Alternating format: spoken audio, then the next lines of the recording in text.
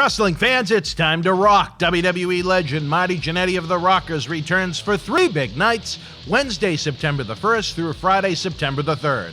Marty will be taping historical Wrestling Insider episodes, live specials, Insider autograph signings, support wrestling superstars, pre-order autographed 8x10s now over at bostonwrestling.com. This September, get your sunglasses ready. It's time to party with Marty. Wrestling fans around the corner, around the world, I'm Dan Marotti. And I'm John Cena Sr. Johnny, the fans just haven't asked for it, they have demanded it.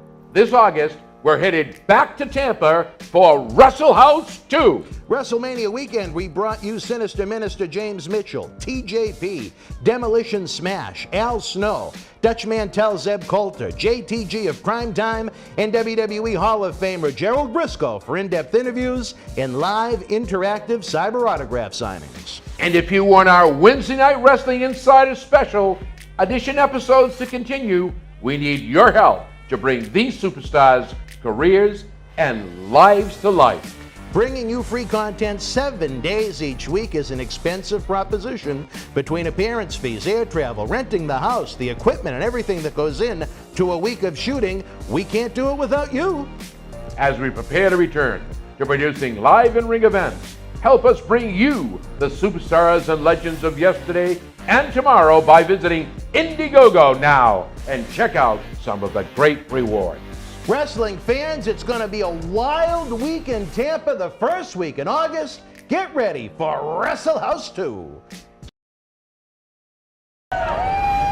This is Mick Foley. This is Harley Race. This is Shelton Benjamin. This is Mr. Wonderful Paul Orndorff. This is the Monster Abyss. And this is Daniel Bryan. This is JBL, and you're watching the MWF. Be there live.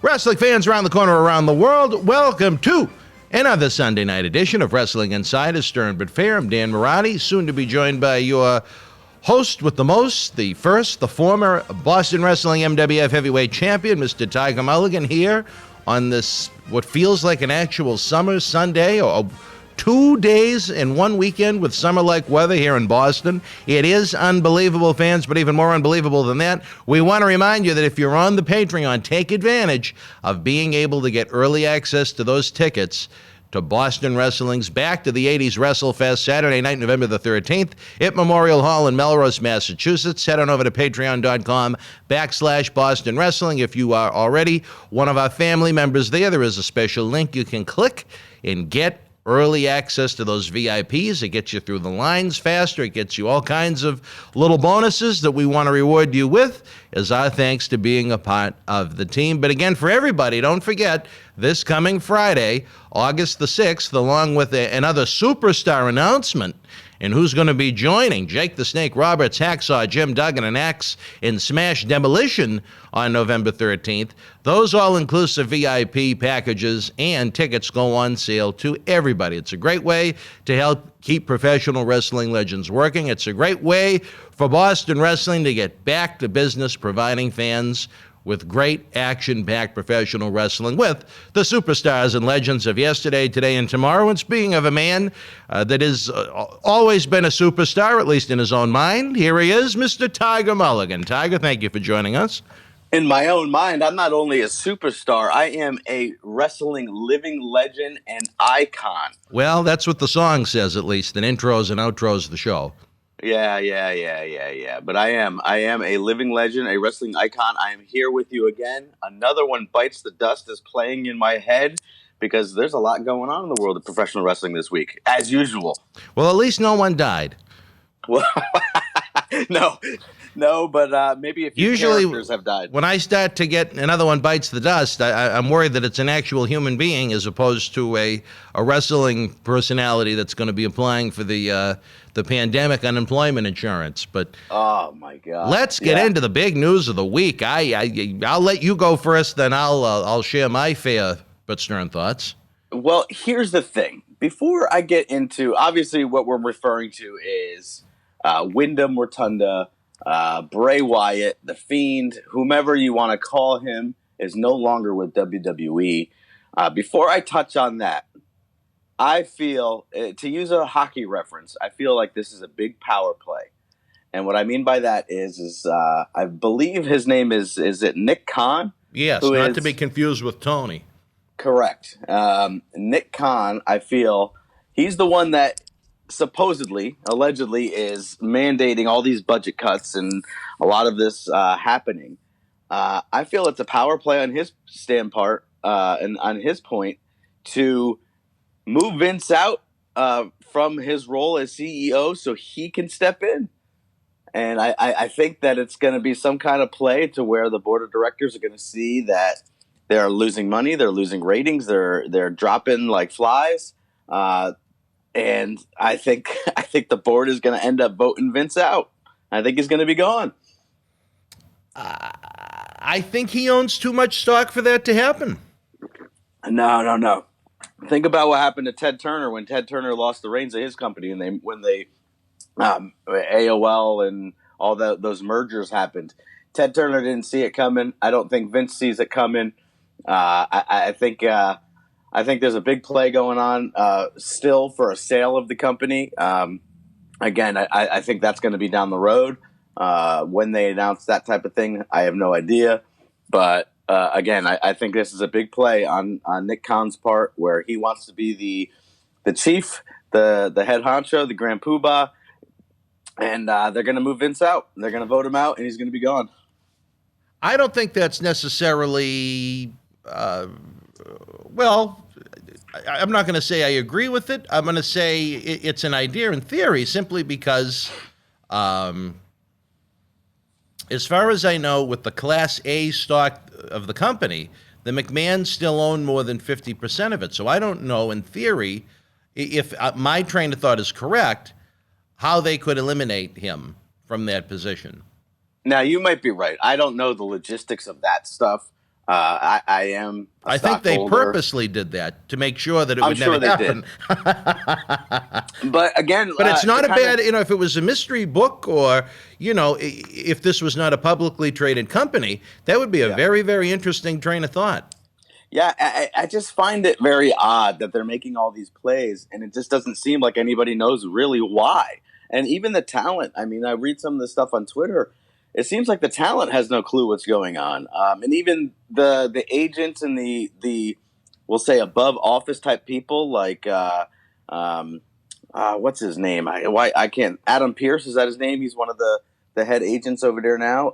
He had no clue what was going on and had to be called separately to be told. It just seems like too many inner workings, and even we'll take one step further on the investors' call the other day. Vince basically saying that AEW wasn't competition and that he would love to give them some more talent. And then, boom, this I guess, other foot drops with Bray Wyatt being released.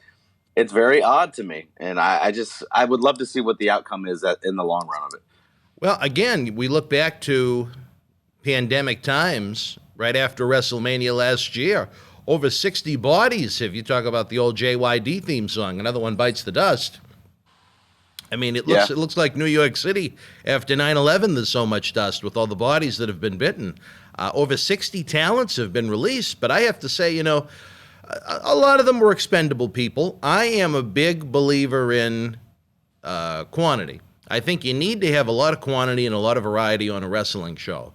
Now, does that mean they needed to have so many of these people under contract at high prices? No. We've discussed before my theory about keeping, even the bottom third of the roster around just on TV contracts to, enhance the television show, freshen it up, and then on the weekends let them do independents or Comic-Cons on their own fruition if they want to. Other than that, keep the main players under a core WWE contract, the majority of the talent under a regular WWE contract, but just enough that, when you look back at times when it was a highly successful company, you had that wide variety as opposed to the same people appearing 3 or 4 times in the same television show over and over again to the point that it's turning the fans away. But now you've got to the point with some of the recent releases where it goes from, okay, even if it may be someone I would have kept around, I understand it, to the point you don't understand it. I mean, I think Aleister Black was a big mistake. I think Andrade was a colossal mistake, because I just saw, the Mexican Ted DiBiase, I guess, in the man. Strowman, you could make the argument that he's limited in what he can do. It's turning into a smaller company. I mean, could you imagine if they brought up the Adam Coles and the Johnny Garganos of the world from NXT to try and work with Braun Strowman? He's been around. He's done a lot. I can, and they're paying him an awful lot of money. I can almost see an argument for that one. But for what happened yesterday, it was almost like Titan Towers turned into the Titanic, so to speak, and hit the iceberg. I mean, the guy was the number one merchandise mover since the inception of the character, I believe, other than the time off he's had since he was lit on fire. Someone that people wanted to go out of their way to see and were interested in was actually over. I mean, other than probably Roman, I can't think of anybody on the roster that I would think would be more bulletproof.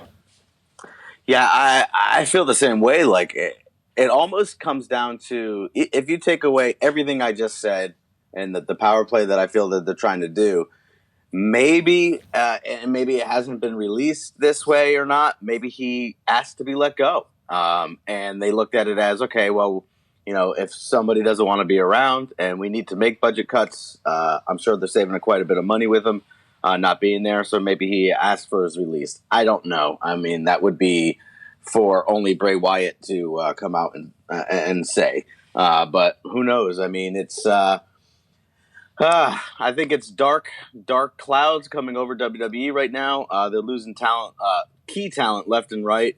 And you could even go as far as saying Daniel Bryan. They didn't technically let him go, but they let him go because they didn't get him re-signed. So that's another top guy in my eyes that, who did push merchandise, that had that demographic of the kids following him, but also had the demographic of the adults following him too, to where that you let him go. And I don't know, man. I don't know what the end game is, because the TV show, again, still sucks. The talent that they have on there, I feel their talent pool is very thin as far as star power goes. And then even looking at some of their live events that they've been running, it's there's no, I don't know. There's just I look at it and I say, do I want to go watch that for the sole basis of watching a wrestling show? And I say no. I'd rather try to check out some kind of independent show that's around. Well, I still think the WWE house shows are a great experience. As far as the television tapings go, I guess it depends on the week. There's always great action and excitement. SmackDown is usually a pretty good show. Raw can really be hit and is usually miss. But, we are looking at all of this through the naked eye of an internet headline. There could be a lot more to the story than meets the eye. I mean, if Bray Wyatt just said, okay, I want to be released, I can't see WWE saying, okay, well, he wants to be released. He's a top guy. We've invested God knows how much money in to create the Fiend character and even the Wyatt family before that. Are we just going to let him go? And then in 90 days, he's free to go to AEW? Or is it one of those Brock Lesnar situations when he wanted to quit to go and play football following WrestleMania 20? But, I heard WrestleMania weekend that there was mental health issues. They've been paying him a very handsome amount of money now, other than one match since December, to do nothing. Yeah. That's a long time to sit on the sideline. And before that, before they introduced The Fiend, they paid him an awful lot of money to sit on the sidelines and do absolutely nothing after that disaster of a feud. And then a team, they put him in with that, I consider one of the most insulting gimmicks wrestling's had over the past few years. I don't know, remember if he was broken or woken. Matt Hardy, but at least he was deleted from WWE, so that's a good thing in the end. I hated that. I hated it every time I saw it. I couldn't believe that AEW put it on their well, I guess maybe you can with Orange Cassidy, but I couldn't believe that AEW wanted to waste their time putting something that was such a failure in WWE on their TV show. I guess I don't understand what it is. When Dutch Mantel was in charge of creative and Impact, he tried to explain it to me, and I still didn't understand it. I didn't like it. I thought it was goofy. I thought it was stupid. I guess maybe where Matt Hardy is closer to the end of his career than the beginning, maybe it was a way to try and keep him relevant. I don't know. I thought it was irrelevant because it was something I wanted to change the channel every time I saw. But nonetheless, at first he was feuding with Bray Wyatt. Then they teamed him with Bray Wyatt, and it castrated Bray Wyatt to the point where they needed to ice the character for quite some time to get him over delete-itis. So again, a lot of money they've paid the guy to do nothing. Well, and there's also, maybe not maybe not the most PC thing to say, but there have been drug test failures that have been swept under the rug. There have been steroid test failures that have been swept under the rug. Although I can't see Bray needing that where he hasn't been around for the past 8 months. But I just think it's awfully sad that a week ago we're talking about Jimmy Uso on his third DUI arrest. Right. Still with the company, featured heavily on SmackDown, and arguably the most over character in the company, axed, beheaded within a week. Yeah, I'm confused. Again, I think that's what it is. I'm more at a loss for words where I just wish I knew what was really the inner workings and really what's going on. Now, you mentioned some mental illness and things like that. I think everybody that listens to our podcast kind of knows my take on that. And I'm not saying, again, I'll go on record saying there's something there with mental illness, but I think you need to kind of pick yourself up, dust yourself off, and keep moving forward, especially if you have kids and a wife sitting at home depending on you and relying on you. And if you've had 8 months to go and seek therapy. Yeah, I mean, I don't know. Like, I even look at it as a, we could take Sasha Banks, for example. She just came back the other day, but why was she off for so long? And, the rumor mill's going around that she had some mental health things and just needed to take a break. I don't get it. What are they taking a break of? They were literally working 1 day a week for a couple hours at a time. I don't exactly. know. I mean, if there was ever in your opinion, would there have ever been a better time to be in WWE making the kind of money they were making, having to show up once a week? Yeah, a lot of them literally driving down the street since they live in Tampa or Orlando. Right. I don't know, man. Like, it's funny because I listened to something that Jeff Jarrett said the other day, and he was talking about, back when I don't know if it was a 95, 96 time when he had first come into WWF at the time, and some of the, runs that he had as when he was Intercontinental Champion, and he was away for more than 30 days at a time and going from one gig to the next, and even on his days off, he was going to do other things, and he had, started to get mental burnout. And I'm thinking to myself, man, these guys didn't complain. They didn't do, I'm sure they did complain maybe to their spouses or whatever, but they picked themselves up and they kept going because that was the name of the game. Now it's become so, I don't know, HR and PC to the fact where we have to be okay with them making millions and millions of dollars a year to literally sit at home and go to work 1 day a week, and they can't even do that. And we expect to feel bad for them. And I don't know. I think if you're put in a position that you're put in, you need to go do your job, no matter what it is. If you're flipping burgers and you're getting paid to flip burgers, you need to show up for work and flip burgers. If you're a superstar on WWE and you're supposed to be at Monday Night Raw at call time at 12 in the afternoon, then you get your ass to work and you get there. No matter what is going on with your life and or things. Now, do things come up and stuff happens? Yes, I get it. But to need 3, 4, 5, 6, 7, 8 months off due to some kind of mental thing, then there's something seriously wrong with you and you need to go check yourself into a hospital. Might not be the right industry for them. Yeah, it's just, I don't know. It's not for everybody, Even some of the great athletes of the world, it's not meant for them. Look at Lesnar, how quick he burned out. Hey, listen, I was watching the Olympics this past week, and look at the can't remember the girl's name, but that was That getting one, ready to Her. for the gymnastics, and she dropped out right in the middle of the competition. So She I get actually it. quit in the middle of the Yeah. game? Yeah, the middle of the it was the gymnastics, the team gymnastics thing, and Was she an American? Or she was an American. She was. she It was just, a big. She just bowed out. She quoted. I don't know what it was, but she just She lost her decided that smile. she did one competition. She literally lost her smile because she did one competition, screwed up on it. Oh, Simone Biles was her name. And We're going to change it to Simone Bowles on the internet after that performance, ladies and gentlemen. Please. They definitely have. They definitely have. But again, she was representing the country in the greatest sporting event that comes around every 4 years. And I thought it was a disgrace that she dropped out the way she did. And it's just like these other cats that are running around in AEW, WWE, no matter where they are. They can't go to work, then they need to get out of the business and find something else to do. Can you imagine? We're talking about Jeff Jarrett's schedule. Jarrett's 90 schedule would be looked at light by the guys from the 80s. Yeah. I don't. I mean, some of the guys, the fans will be able to ask them live and in person Saturday night, November the 13th at Memorial Hall in Melrose. I mean, guys sometimes that run the road 90 plus 100 days in a row without a day off. And they're going to complain about what they have now.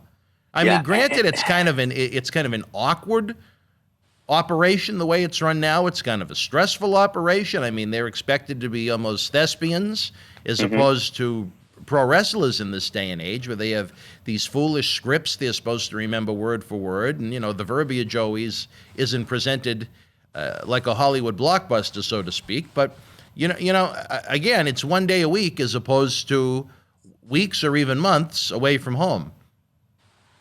Yeah, I don't know, man. Like, for me, I look at it like this. I have an everyday job just like every other ham and egger out there.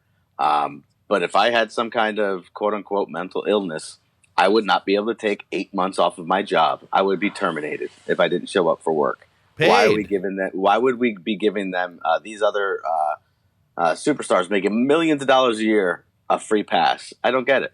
I don't understand it. It's just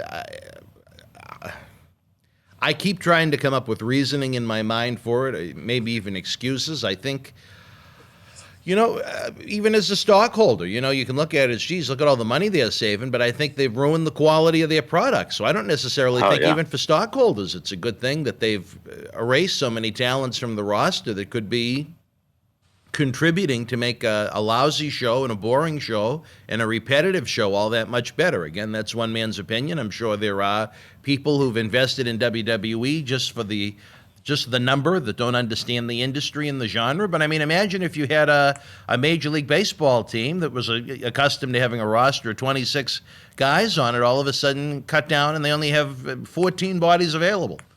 Yeah, you know what I mean? They wouldn't be able to play. Right, they play, right. 300 some odd games, or 162. I don't know how many games. 162. Close enough, Nick. Close enough. But still, you wouldn't be able to play even anywhere close to that with only having the 14 guys, like you mentioned. It would be impossible. And then on the other side, you have AEW, who's literally any person with a pulse on the planet. I mean, it's to the point now where I worry, geez, are they going to ruin the indies by gobbling up so many of these guys to put them on these marathon internet shows that have 12, 13, 14, 15, 16 matches twice a week? Yeah, I couldn't imagine ever wanting to sit through one. Have you ever watched? Nothing. Never watched one. And I'm not trying to knock any of the talent.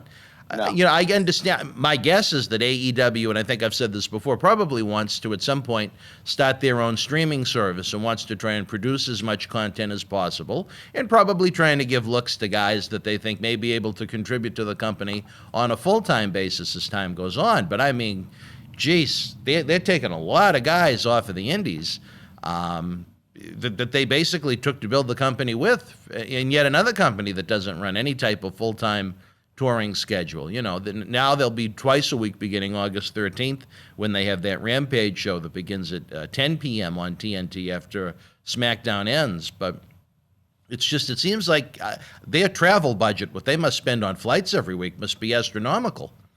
You think they're flying everybody in? Well, I don't think they're taking the Greyhound. No, I was actually thinking about that the other day. I was driving around town, and for whatever reason, it just popped in my head, wondering the amount of travel budget they do have. Because, like you said, it's a ton of people, and their whole model was to never really tour as much as what WWE was back before the whole pandemic started. They wanted to have their one show and then maybe some random live events here and there. They didn't want to put the guys on the road, a lot, just so they can maybe save their bodies and keep their count card down. So I think they're going by what their model is, but damn, I truly feel they're paying out a hell of a lot more than they see coming back in. I think it's wise that they have such a roster with such variety to it. I think that's a smart move, but I just think it's to the point where it's too much. Yeah. You know what I mean? Well, and I think they should let the guys, other than, again, their core few, if they're going to be active so infrequently, let them go out and do the independents on the weekends. As long as, it's with safe, reputable people as opposed to, something at a flea market. Yeah, I mean, I caught a clip of, I guess, Creative Pro that's up here in New York that's run by Brian Myers, Kurt Hawkins. Mm-hmm. Max Caster I saw was a special guest doing his show. I really like him. Yeah, I think he's got a lot of upside. I don't know. Maybe they allow these guys to do those shows and they're just not doing them, and that's their choice. For me, I would want to try to take advantage of those extra paydays and get them and keep working. But who knows? I don't know how the contracts are structured and what they are and aren't allowed to do. Well, maybe I need to investigate that then, now that we're getting a little closer to November the 13th. But you're talking about when you're doing 15, 16 matches, that's 30 some odd talents, plus the regular TV show. And I'm sure they fly in all of their, regular roster for that. That's a lot of airline tickets. Yeah, it is. It's a lot of airline tickets. Many more so than WWE. Purchasing. You know what? I don't know. I don't know how it's structured. But Tony Khan's a smart guy. I'm sure he's whatever he's doing, he's still putting some money back in his pocket, which is what at the end of the day it's all about, is the cash. So I don't know. Nice we'll have to wait and see. No matter whether you like it or dislike the product, I guess it's nice to see a wrestling company trending upwards. Yeah. I mean, we'll get into it in the second half of the show, but holy Christ, at least there's one, right? You know what I mean? As opposed to, even now NXT, it wasn't what it was a year or so ago to me.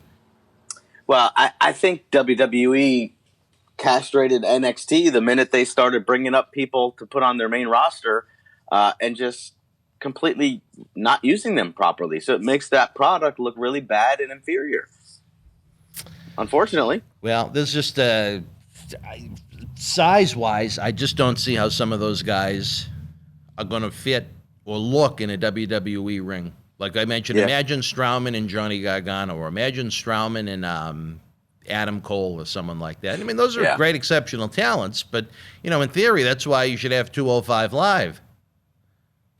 Yeah, but they still have 205 Live, and it's just garbage right now. Yeah, that's. I think 205 is the attendance, but 2.05. The viewership on the network, 205 people tune into it. But hey, that's 205 more I expected.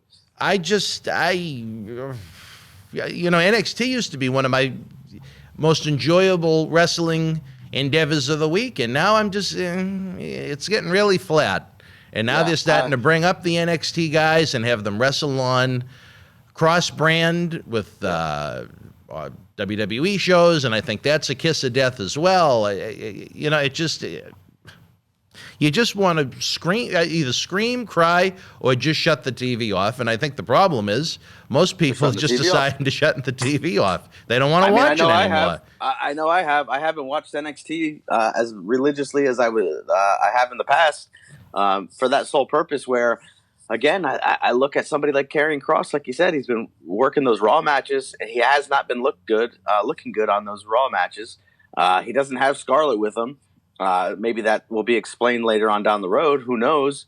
But it almost is like WWE and or Vince or whomever create this whole bubble of, oh, if it happens on NXT, it doesn't mean anything. Or even if it happened on SmackDown, it doesn't matter. People will forget the fans are stupid, so that we can just do whatever we want on Raw. And it just doesn't work that way. The fans aren't dumb. The fans are a lot smarter than people think or give them credit for. And I think that's why they're turning their TVs off, is because they don't want to feel stupid or made to feel stupid or made to feel dumb or made to feel a certain way. They want to see what they want to see, and they're just not getting what they want. Well, it's a shame because, like I said, I really enjoy NXT's big shows. The TV show is usually pretty good week in and week out, although, like I said, it has declined over the past, I don't know how far back I want to go, but at least over the past several months, it's been very noticeable, and I think it's starting to reflect in the ratings now. I don't think it had as much to do with AEW being competition as to the fact it was turning into, too much women. Someone like Johnny Gargano, who was loved, was turned into an imbecile. Tommaso Ciampa, who was usually featured, was put into a tag team that wasn't seen all that much. And when you tinker with people's favorites like that, you run into the possibility of an adverse reaction. I think it's great what they've done with Cross. I think it's great what they've done with Kyle O'Reilly. But some people rave about Adam Cole. But, I mean, could you see Adam Cole as a top guy in WWE with his build? No, I don't think I could see a lot of those guys in, Raw or SmackDown with the way that they look. They're great talents, but again, like you said, it's just a stature. You're supposed to look larger than life. I think back to like an Eddie Guerrero or Chris Benoit. Those guys weren't super tall guys, but they were built. They looked like they were machines. gassed They to were the tanks. gills, and they really can't get away with that. Yeah, but and that's another thing. Maybe we'll sidebar off a little bit into that, but I don't know. I'm a big proponent of steroids. I think it helps if it's done the proper way, under doctor supervision and is not abused. I think it's good for the body. I think it's good for muscle recovery. It's good all around. And why, it's so taboo that, people want to use it for that effect.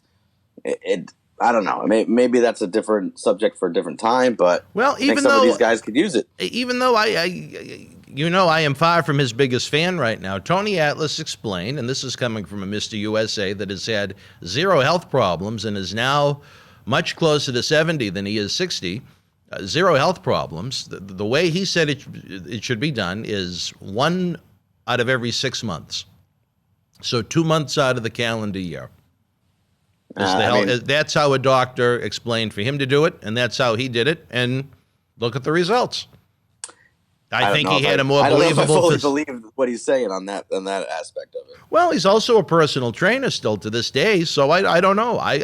There's very few things in the world I think Tony Atlas is an expert on, but I actually do believe that is one of them. I think the other one is cooking chicken. Yeah. And stealing deposits, yeah. Oh, God, I'm not getting into it with you on that one, but hey. All right, well, one thing we're going to get into, fans, right now I'm getting the cue from the back from our good friend, the man that was the stunt double in Private Parts for Howard Stern. We're talking about Howard Miller right now. We're going to take a brief time out, folks. You want to talk about the Fiend, Bray Wyatt? He may be gone from WWE, but you can still add him to your wrestling memorabilia collection with something like this. Wrestling fans around the corner, around the world, I'm Dan Marty. And I'm Mr. USA WWE Hall of Famer Tony Atlas. The road to WrestleMania has begun. Wrestling fans are looking to add to their man caves. You got to see what we have in the eBay store. Check it out. Here's your chance to own a piece of history from the 2020 WWE Draft. On the second night, October the 12th, The Fiend, Bray Wyatt, and Alexa Bliss unleashed hell on Andrade and Zelina Vega. This limited edition 11x14 collector's poster is number 26 of only 50 made, personally signed by both The Fiend and Alexa Bliss, direct from friends at WWE. Comes with certificate of authenticity hologram on the poster itself, suitable for framing. You'll also receive a bonus autographed mystery photo and an on-air shout-out as our thanks to you. Get this ultra-rare autographed Fiend and Alexa Bliss poster now. The World Wrestling Federation was live at the Nassau Coliseum on Long Island, New York, Saturday, August the 1st, 1992. In the opening contest, Bushwhacker Luke beat the Brooklyn Brawler. Shawn Michaels with the win over Bushwhacker Butch. WWF Intercontinental Champion Bret Hitman Hart retained the title over Kamala via disqualification. Sergeant Slaughter and Crush, replacing the British Bulldog, victorious over the Mountie and Repo Man. Native American Tatanka beat model Rick Martel. The Nasty Boys with the win over High Energy. And in the main event, WWF World Champion Macho Man Randy Savage retained the title over the Nature Boy Ric Flair with Hacksaw Jim Duggan as guest referee. If you are in Long Island Live, share your memories in the comment section below. Use the links in the description box to keep Wrestling Legends working in our eBay store and on our world-renowned Patreon streaming service so we can bring you more interactive superstar shoot interviews to relive the good old days of professional wrestling. Check it out.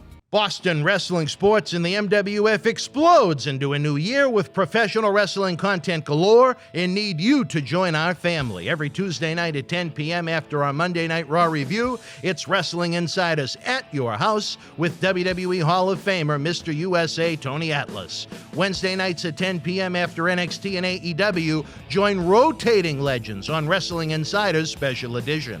Every Thursday night at 10 p.m. after our NXT and Dynamite review, it's Marty Jannetty's no-holds-barred sex, drugs, and rock and roll journey on Wrestling Insiders Party with Marty. Friday night after SmackDown, don't miss John Cena Sr.'s Wrestling Insiders Fabulous Fridays. Plus, look for classic clips, history videos, bonus live episodes, pay-per-view watch-alongs, and more. For less than a cup of coffee at Starbucks, get early ad-free access to our Wrestling Insider talk shows, our acclaimed studio shoot interview DVD library, and help keep wrestling legends working during the worst of times. Wrestling fans, especially here in the Boston area, we want to thank our great friends at Red Rose for their support for all of our charitable endeavors and programming efforts.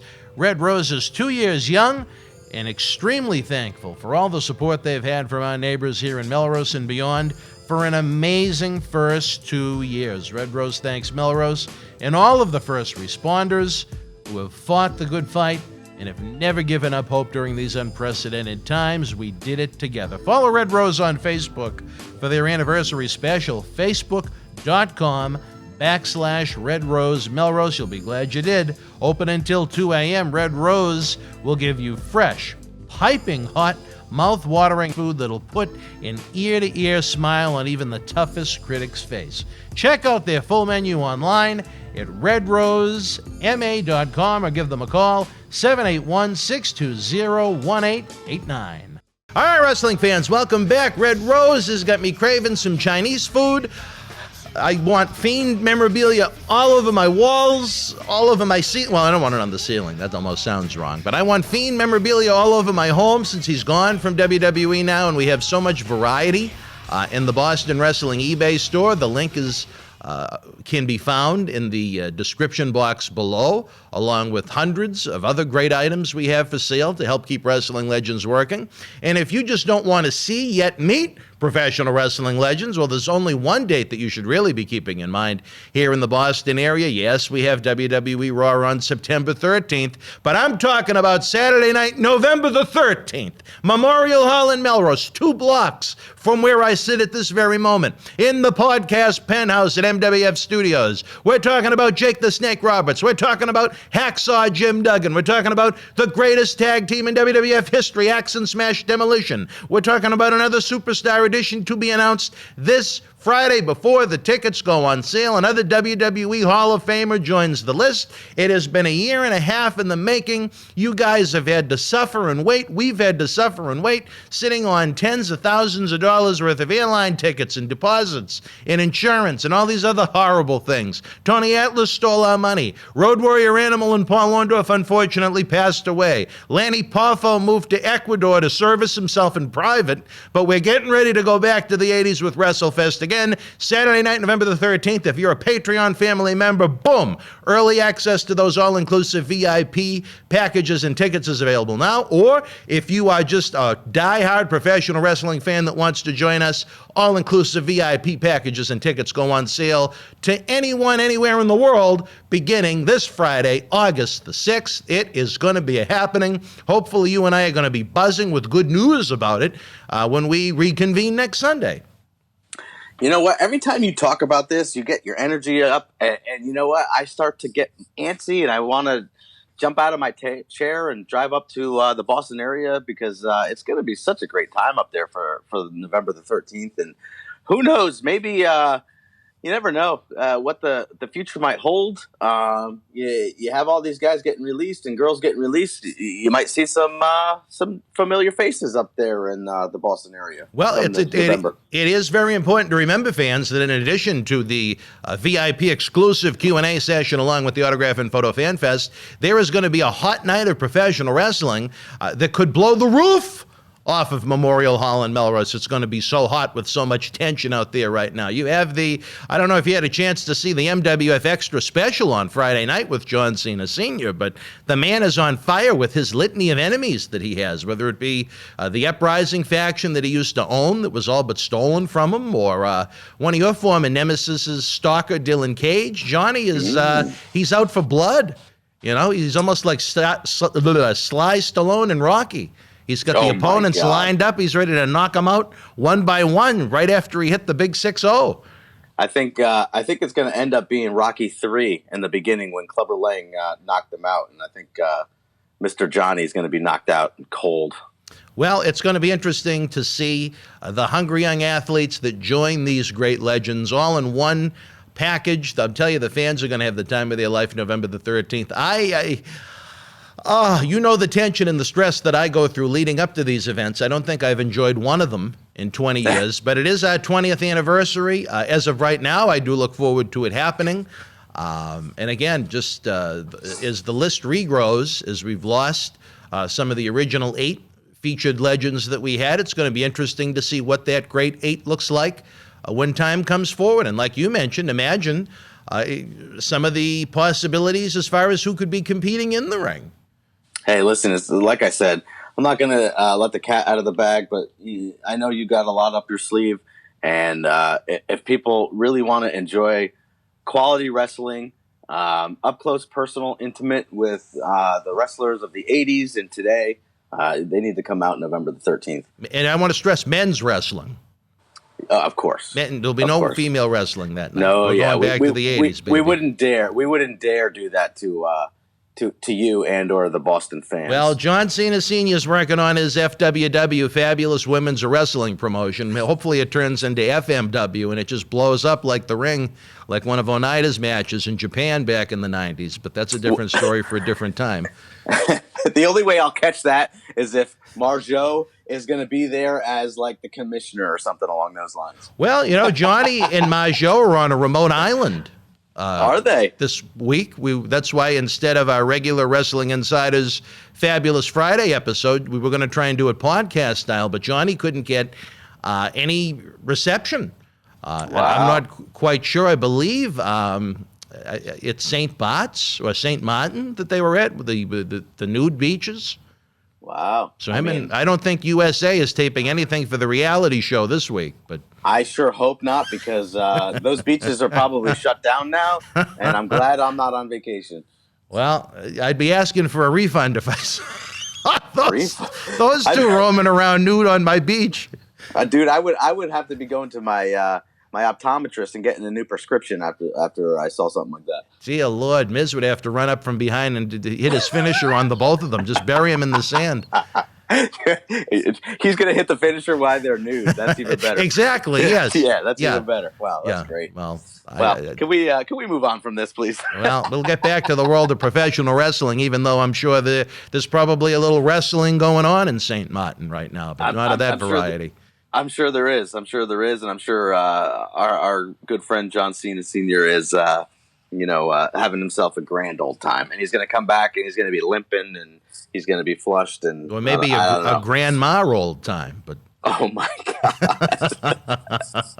Anyways, other than I discuss with the Fiend, what else is going on in the world of professional wrestling this week? I want to talk about Booker T a little bit. Booker T, all right. Booker T. You know what? He's got his own podcast, just like everybody else in the world, just like us. And he's got his voice. And this is not going to be a shot at Booker T, the performer, the Hall of Famer, the man. But you know what? Sometimes he talks and says things that I just don't agree with. And that's my own opinion. And he just, I think he was talking more or less about the Karrion Kross deal where, they brought him up and had him lose and things like that. And he came out saying, well, NXT is just that. It's just NXT. Who cares? They'll make him a bigger star on the Raw brand. And I just don't agree with that. I think that you need to really build up NXT in order to give anybody some kind of credibility the minute they move over to Raw or SmackDown.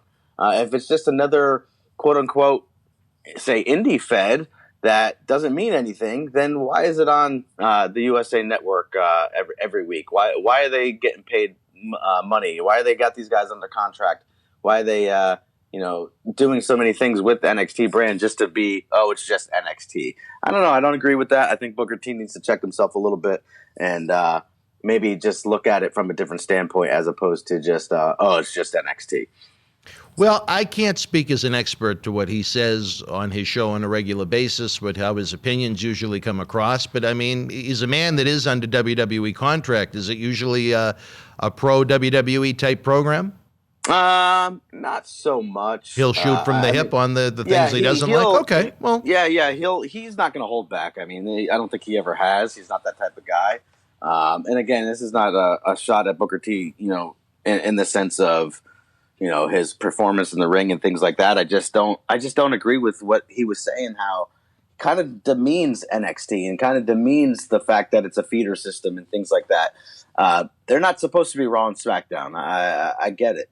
Those guys aren't and girls aren't there to be the top stars.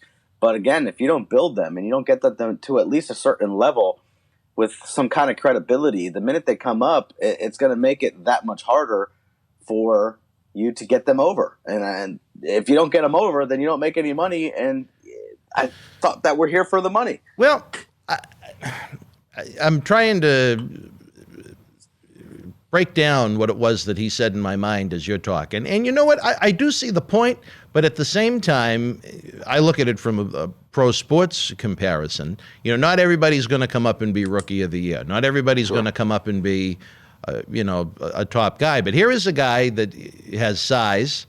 As far as the time to utilize him at his best, he is, I believe, closer to 40 than he is 30.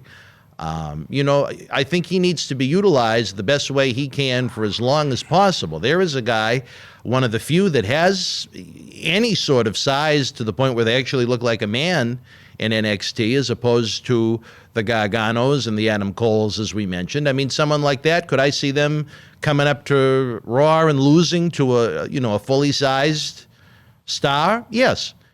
Yeah. Should that have been Karrion Kross? No. Yeah.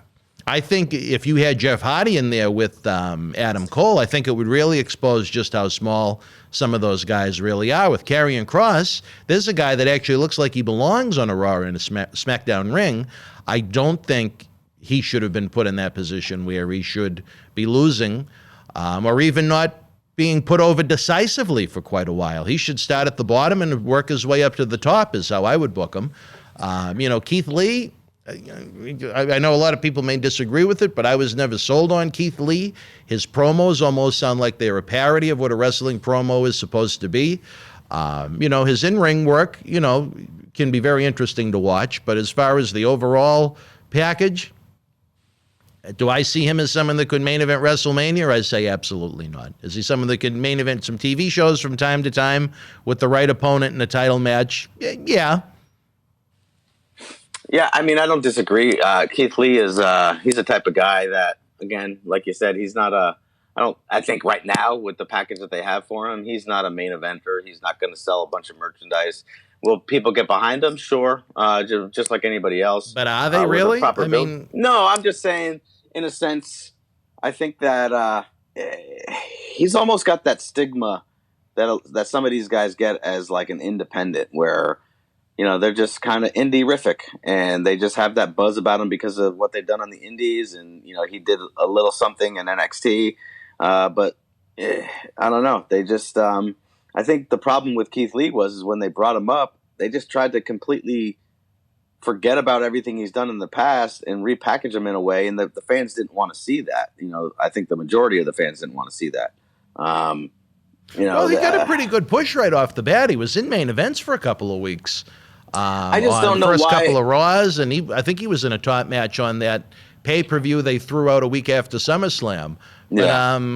And then eventually they sent him back down to the PC to, I don't know if it was for conditioning or just to get better in the ring overall. But even if you don't agree with it, do you see my point of view about just his promo style being? Oh yeah, I think his promos are.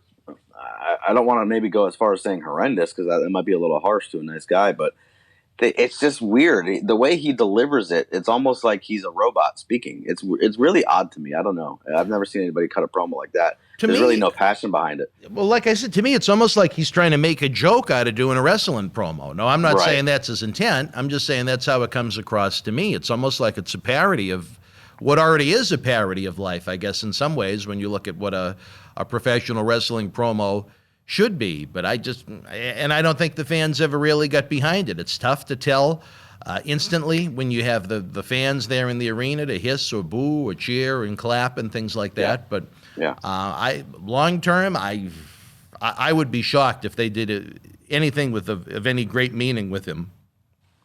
Well, here's the thing. I don't understand why when they bring these new people up, why do they have to be put in the quote-unquote main events right away? What happened to the build? What happened to, what happened to a squash match? Why can't you give them a couple of those every week? There's only one place to go from the top.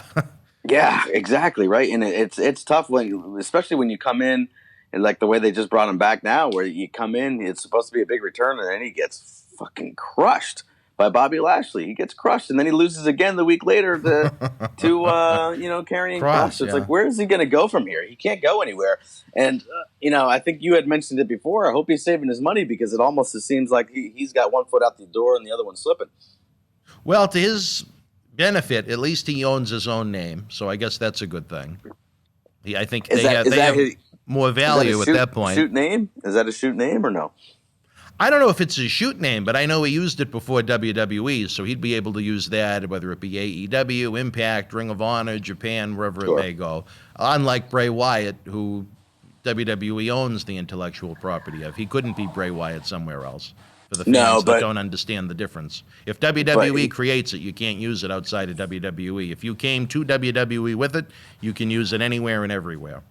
Well, I guess in a sense, yes, but couldn't he have signed over the rights to it? I mean, it would be stupid to do it, but I could see him doing it. It'd be like saying I signed I signed a deal where it makes it legal to do cocaine while I'm under contract. I mean, you can sign anything on a piece of paper, but it doesn't necessarily make it legal. I remember John Cena said once on the Howard Stern show that WWE owns my name, and there couldn't be anything more inaccurate for him to say. That's not true. That's not how it works. I mean, they can own the rights to merchandise you and market you and so on and things like that, but they're certainly not going to own someone's name or a character that they developed. Yeah. If anything, you see times where guys, they wait for the intellectual property or the copyright, whatever it might be, to expire, and they try and buy it back the moment that it's available, so they own it. If WWE stops trying to claim, the rights to it, yeah. Exactly, yeah. Yeah. I think that, I can't remember who it was, but I think somebody, maybe it was Zack Ryder or something, he had something the other day where he was just, maybe it was like woo, woo, woo. He couldn't use that on merchandise because somebody else owned the rights to it, but now they don't own it. And now that he's not with WWE, he's not even going to try to trademark it anymore. So it's a lot of legal mumbo jumbo. Look at all the WCW pay-per-views that they lost. AEW, it was able to present a Bash at the Beach, even though WWE bought WCW. Oh, yeah, that's true. Yeah. So, I mean, those things, they can happen. There is, and I don't necessarily agree with that, I guess. I think once you buy something or you create it, I think and register it, it should be yours. I don't think it should be for X amount of time. I think if I create it, own it, buy it, it should always be mine. But again, that's one man's opinion. Yeah, I mean, do I agree with that? I think as long as you continue to pay any kind of type of fee for it, I think it should be yours. If you're not paying the fee for it anymore and you got no interest in trying to make money off of it, then I think somebody else should be able to try to get it. Yeah, I guess I can see that too. But I don't think too many people in Connecticut in a few years are going to be all that worried about Keith Lee, to be perfectly honest. I don't think there's too many people in Connecticut that are worried about Keith Lee now. Exactly, right.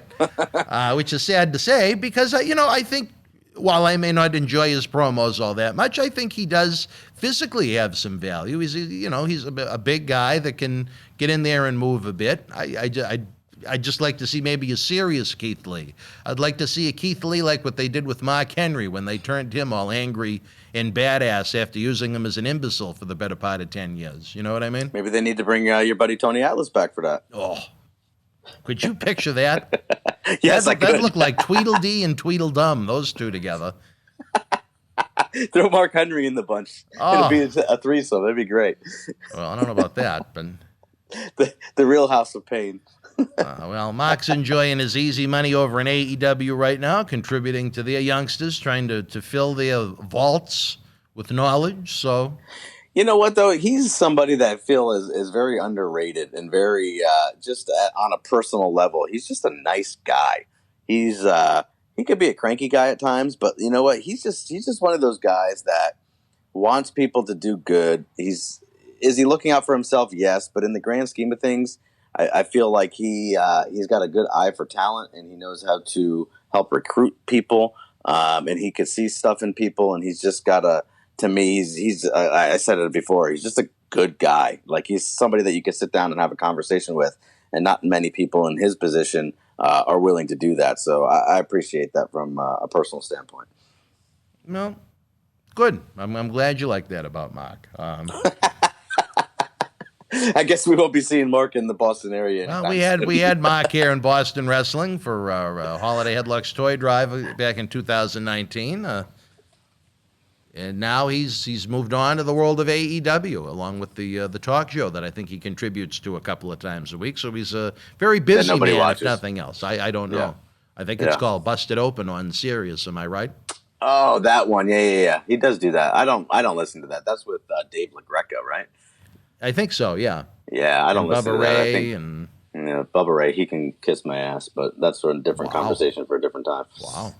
Now, you know what? I think we missed it. I think I was recording the Monday Night Mission episode with Oscar a day early last week, and flashing across social media was this wild melee of an argument with people that I really don't understood. I didn't even understand, I should say, how it even began, where Eddie Guerrero was labeled a B-plus player. Your thoughts on that? Well, we talked about that last week. It was you I was on the phone with. I'm sorry. Yeah. Okay, I forgot who it was with. Yeah, that was last week. We won't restart that conversation. No, that was last week. People should go back into the archives and check out that conversation we had. I didn't see much about it on social media. The only thing I saw on it was a picture of Matt Hardy and Eddie together, and all Matt said was Eddie's an A+. That's it. That's all I really saw from the whole ordeal. And he thought Broken Matt was good too. So, well, I don't know if I thought it was good maybe in TNA, but when they brought it up and tried to do something different with it, I think the problem with Matt Hardy is he's just trying too hard to get a new gimmick over. Just stick with what's worked for years. How many gimmicks has the guy had in less than a year in AEW? Yeah, who knows? I mean, I don't know. It was a flop to begin with, and it's a flop now, and now they're just rehashing a feud with him and Christian, and it's too bad because I think Christian's got a little bit more to offer than what he's doing, but I don't know. Christian doesn't look his age, and he doesn't work his age. No. I guess having several years off will do that to you, but...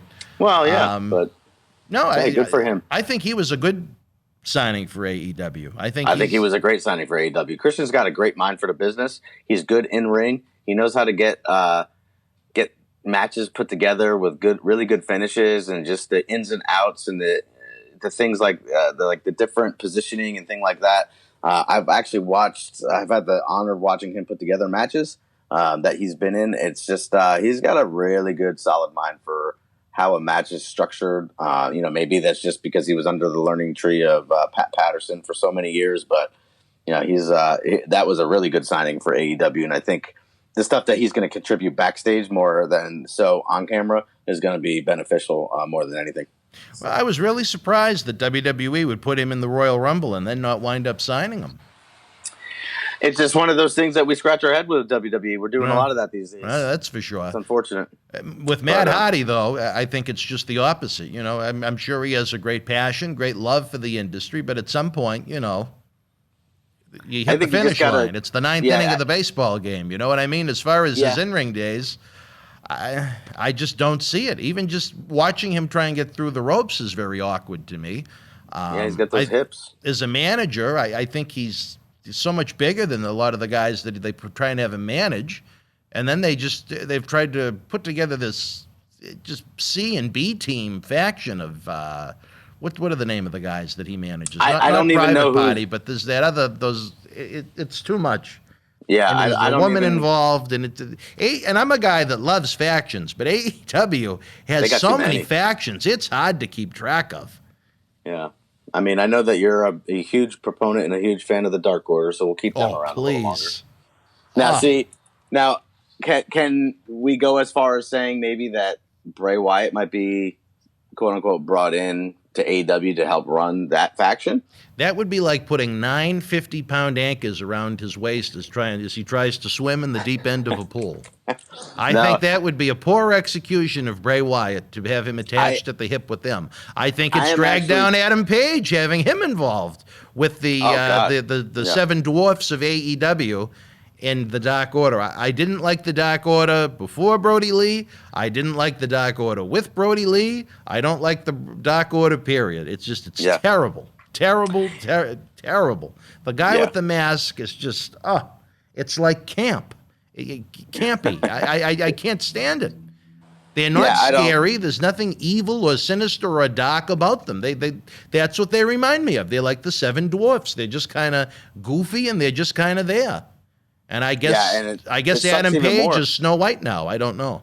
It's like, how does Colt Cabana fit into the whole thing, and yet he's still there? And I mean, I'm not a overly huge fan of Colt Cabana, but I think he could be contributing a little bit more to helping guys get over as far as in-ring work goes. And I know he's doing stuff behind scenes, but why is he there? And like you said, Adam Page, I was never a huge fan of Adam Page. I don't know. It's his whole gimmick where, I hate his finisher where he's got to go to the outside to do a flip over the ropes and hit somebody with a lariat. It just doesn't make any sense to me. It's just added motion that you just don't need.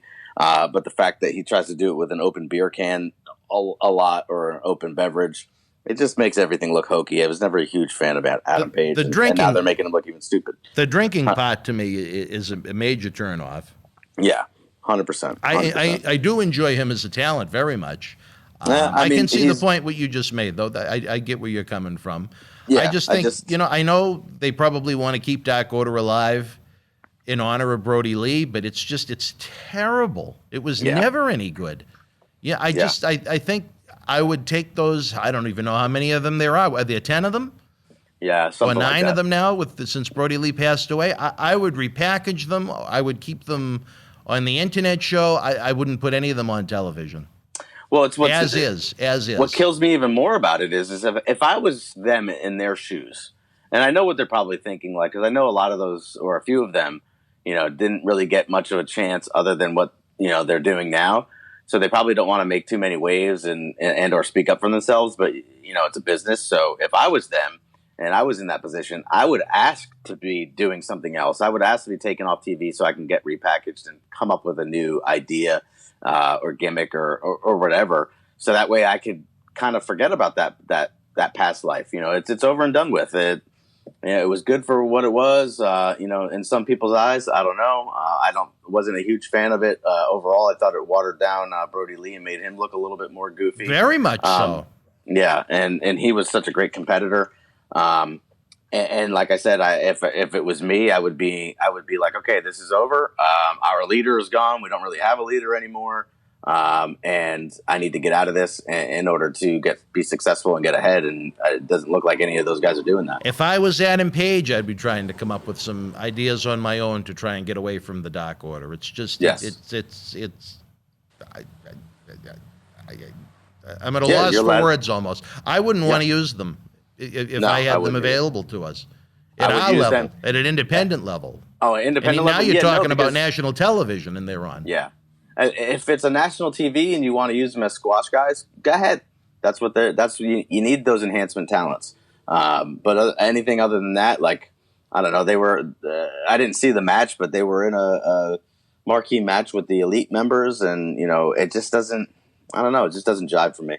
Yeah, they did that Big 10-man on the most recent AEW Dynamite. Yeah, I didn't catch it. AEW, there's so many things about it I like, and there's so many things about it I don't like. It's an interesting dynamic as opposed to a show like Raw where I just want to shut it off. The AEW, I'll say, usually at least it holds my attention most weeks, but there's just... What was your take on that whole Jericho Gage match the other day? To me, if you do that once every couple of years, I think it's great. Sure. I agree. If you do it more than that, no interest. I see. Here's the thing, though: is something like that. I think you need to be paying for. I don't think you need to be giving away on free TV. I get the storyline of it. I get that. But again, to me that should be like the blow off. A big match like that where guys are getting cut up with pizza cutters and light bulbs or whatever the hell they are. That should have been the culmination of a long feud, not something that was put together the week before. And I think what it did was does it help Chris Jericho a little bit? Maybe it kind of shows that he could take the punishment and take all that type of stuff, and it kind of gives him another additional layer. The only problem is that I'm sorry, but Nick Gage, it exposed him for the fool that he is in my eyes. Now, how is that? He just doesn't know how to work. He just didn't know. He looked so lost. He looked like a deer in headlights. He would do something and then go right back to playing to the fans with that whole, hand signal that he does, because he almost looked like, okay, I don't know what to do. And, Jericho, I don't know if he was calling spots for him in there. I clearly probably put together the match for him. But he just looked like a deer in headlights. He didn't know what to do next. He didn't know what, camera to play to. He just looked lost out there. And it really showed that he can do the blood and guts, but he can't do anything else. He can't work. I'm sorry. Well, if you're just going to do blood and guts for blood and guts, again, it's pointless. But if you have a well-built feud and it leads to a violent match like that, again, not anywhere near a regular basis, I enjoy it. Yeah. I like the blood. I mean, maybe you could argue there was a little too much in this match. That's fine. That's someone's personal opinion, but I think it makes it seem like there's something real happening on a wrestling show, and I don't think that hurts. No, I don't think so either, and I don't know if there was too much. I mean, for what they were doing, okay. I mean, I could do maybe without the pizza cutter spot. I'm not a big fan of that. I think that looks kind of stupid. I did like the original pizza cutter spot where he kind of right in the beginning he sliced his arm. That was kind of thoughtful and made it right off the bat look like, okay, this is actually going to be something good. But I was never a big fan of the like the Abby and Abdullah doing the fork thing to people and stuff like that. And that kind of goes in with everything else. The light tubes and how they position different things with the broken glass and stuff like that. I thought it was good. I thought it was thoughtful. Do I want to see it every week? No, but every once in a while, like you said, yeah, if it's the culmination of something. Yeah, absolutely. Yeah, just like War Games, the same thing. Once a year, if you actually have two factions that have had issues and things like that, I think it's a fun match. It's a great way to blow it off. Yeah. Hopefully it never turns into Hell in the Cell, which has become completely worthless to WWE, where, not only is there not any blood, but they rarely use the cell, and no matter what feud may be happening or with what top guy or whatever the situation may be, they have to have it at a certain time of year because that's when it is. And I think that's just a waste of the gimmick. That's why I don't think it should be a pay-per-view. It should just be a gimmick match. But again, one man's opinion. No, I agree. I 100% agree with that one. And then, as we're talking about Chris Jericho, it looks like they're bringing back the Juice, Juventud Guerrera. Oh, I forgot about that. Yeah, that's right. Yeah. Jeez, I'm talking about someone that really never had a top spot in the United States, but it did get the fans a buzzing. I was always a fan of his work, even though I was told by many of his peers that he was out of his mind. But I've heard that too about him. I really enjoyed his wrestling. I don't know. It's been, my God, 15 years since he's been on television. I don't know what to expect. I liked him in the early WCW days where he had the mask. I think when they took the mask off him and he started doing the whole juice gimmick type of thing, whatever it was, and I wasn't a big fan of that. And then when he was in that short run in WWE, I don't know if it was WWE at the time or WWF or whatever it was. Was it E? It was E. Yeah, with the Mexicools, I thought that was a waste of time, and he looked like garbage there. So I wonder what they did with the lawnmower they came out on.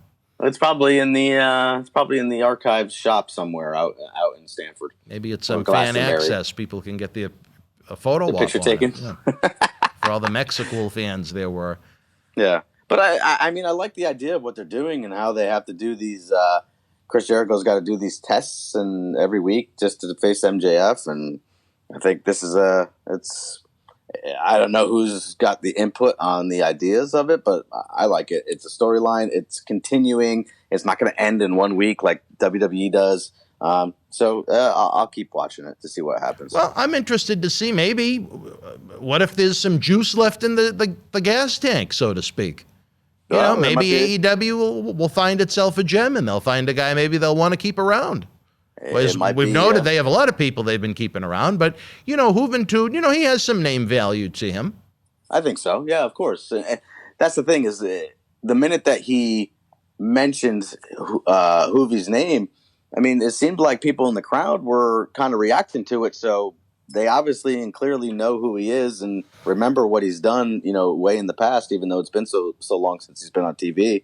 So, who knows? I'm actually looking forward to the match. I think it'll be a good one because they've had some good ones in the past. Yeah, it's one I actually want to see. Maybe more as opposed to the stipulation. I'm just kind of interested to see what Juventud, still has left at his age. Now, and if he's someone that could be viable for them to keep. Now, you think, what is it? Jericho's got to win with a move off the top rope? Is that what it was? I don't remember. It was a long week. It was a long week. He said that, and I was like, that doesn't make any sense. It's kind of stupid, but oh well. I guess it's just another layer to it to make Jericho really have to work for it. And I'm just, I hope Jericho can pull off something better than just a flying elbow or something like that. Well, I think the lion salt might be a little too risky off the top. But hey, he's been taking risks. He might wind up in the third row. If it works, fuck it. All right. Have we missed anything else in the great week? The great world of professional wrestling this week? I'm sure we did. I don't know. I don't have much left in my notes. The only other thing I have down is I put 24/7 title. It looks like they're putting the 24/7 title on both shows. They got this guy Reginald from the circus, and that's exactly what it is. It's circus. They just need to. They need to get rid of the 24/7 title, in my eyes. If it was a show that was being produced for 5 and 6-year-olds, I think it'd be great. But for anyone above that age, it's just nonsense. It's an insult to what the spectacle is you're supposed to be watching, which is spectacle enough. It is, but it is what it is. Is it better or worse than Reginald being possessed every time he looked at Alexa Bliss? I do not know, but I just, please, come on. Just enough with the 24/7 title. I'll never forget poor Mick Foley being awkwardly booed the night he had to introduce it that night on Raw, when it was only supposed to be defended during the third hour of Raw, which also, again, made no sense. It should have been called the third hour of Raw. Yeah, or the 60-minute title. I mean, I don't know. Well, man, then Ric Flair should have done it. Flair would have had one more. Man. Flair would have one more shot at the title. As this awkward-looking man is out. I don't trust him out in front of my window. I don't know what's going on here. DTA. Well, we'll have to find out about that. All right, wrestling fans, we are running out of time again. We invite you to join the Boston Wrestling family over on Patreon. We get early ad-free access to our weeknight Wrestling Insider talk shows, the Studio Shoot Interview DVD library, Patreon-exclusive videos, links, news, inside scoops, tickets, and so on. all while with the knowledge that your fine self are helping keep wrestling legends working. Again, patreon.com/Boston Wrestling. This Friday is the big day. We're going to have another superstar announcement on who will be joining Jake the Snake Roberts, Hacksaw Jim Duggan, Axe and Smash Demolition. It will not be someone from the Dark Order. It will be a Hall of Famer from the 80s as we get ready to go back to the 80s for WrestleFest as we celebrate 20 years of Boston Wrestling MWF Saturday night, November the 13th, from the historic Memorial Hall in downtown Melrose, Massachusetts. Again, if you're a Patreon member, tickets are available now. All-inclusive VIP packages and event tickets go on sale this Friday, August the 6th. Let's sell Memorial Hall out. Maybe we'll have that news to report to kick off the show next week, which would be phenomenal. That would be, no pun intended towards AJ Styles, but that would be phenomenal. It would be better than AJ Styles to me. It would be 100% to better than AJ Styles. Yes. At least to me. 100%. And I like him too. All right, for my partner in crime on Sundays at 7 p.m., at least on non-pay-per-view weekends, Mr. Tiger Mulligan, I am Dan Marotti. We'll see you next week on Wrestling Insider's Stern But Fair. Good night from Boston and New Jersey. Thank you for joining us. Please give the video a big thumbs up, leave us a comment, and subscribe to the channel to enjoy more great content. Don't forget, you can help keep wrestling legends working. Check out our eBay store and join the Boston Wrestling family at patreon.com/Boston Wrestling so we can produce more in-depth shoot interviews.